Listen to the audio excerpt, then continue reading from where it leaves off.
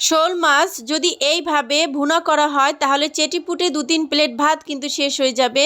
Hello everyone, আসসালামু আলাইকুম। আমি এই মাছগুলোকে ভালোভাবে কেটে ধুয়ে তারপরে এখানে হলুদ মরিচ লবণ দিয়ে ম্যারিনেট করে রেখেছিলাম 10 মিনিটের মতো। তারপরে এখন আমি একটু তেল দিয়ে ভালোভাবে এগুলি ফ্রাই করে নিব। ফ্রাই বলতে এটা যখনই ব্রাউন কালার হয়ে যাবে তখনই তুলে নিব। উল্টে পাল্টে ভালোভাবে ব্রাউন কালার করে নিয়েছি। এখন মাছগুলি আমি তুলে নিচ্ছি।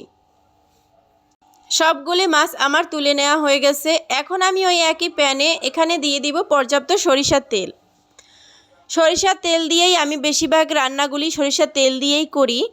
যাই হোক, এখন আমি এখানে দিয়ে দিলাম পেঁয়াজ বাটা। পেঁয়াজ বাটা দিয়ে ভালোভাবে নেড়ে চেড়ে কিছুক্ষণ পরে দিয়ে দিলাম আমি রসুন বাটা। এখন দিয়ে ভালোভাবে নেড়ে চেড়ে কিছুক্ষণ তারপরে আরও একটু পেঁয়াজ বাটা দিয়ে দিলাম। এখন দিয়ে দিব 1 টেবিল চামচ মরিচের গুঁড়া, 1 টেবিল চামচ দিব হলুদের গুঁড়া। এই মরিচ আর হলুদের গুঁড়াটা তেলের সঙ্গে ভালোভাবে একটু নেড়েচেড়ে নিব। একটু নেড়েচেড়ে নেওয়ার পরে এখানে দিয়ে দেব একটু পানি।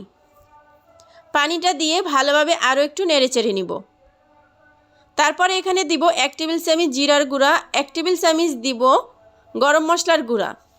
শোল মাছে অবশ্যই গরম মশলা আর জিরার গুঁড়া এটা দিতে হবে। তো এটা দিয়ে ভালোভাবে নেড়েচেড়ে যতক্ষণে তেলটা উপরে উঠেছে ততক্ষণে নেড়েচেড়ে নিয়েছি। এখন দিয়েছি পানি। তো পরিমাণ মতো একটু পানি দিয়ে দিলাম। পানিটা ফুটে ওঠা অবধি অপেক্ষা করব। তো পানিটা ফুটে উঠেছে। এখন আমি ভেজে রাখা যে শোল মাছগুলো সেগুলো এখানে দিয়ে দিচ্ছি। সবগুলো মাছ দেওয়া হয়ে গেছে। এখন আমি একটা স্প্যাচুলার দিয়ে ভালোভাবে একটু নেড়েচেড়ে দিচ্ছি। এখন আমি আরও একটু গ্রেভিটা আরও একটু শুকিয়ে নিয়েছি। যখন মাখো মাখো হয়েছে তখন কিন্তু তুলে নিয়েছি। আমি একটা বাটিতে তুলে দেখাচ্ছি। দেখতে যেমন লোভনীয়, খেতেও অসাধারণ টেস্ট ছিল এই শোল মাছগুলা। এই শোল মাছগুলা হচ্ছে পুকুরের। এগুলি খুবই তাজা তাজা শোল মাছ, খেতে কিন্তু অনেক মজা। আরও যদি হয় পুকুরের মাছ তাহলে তো আর কোনো কথাই নেই।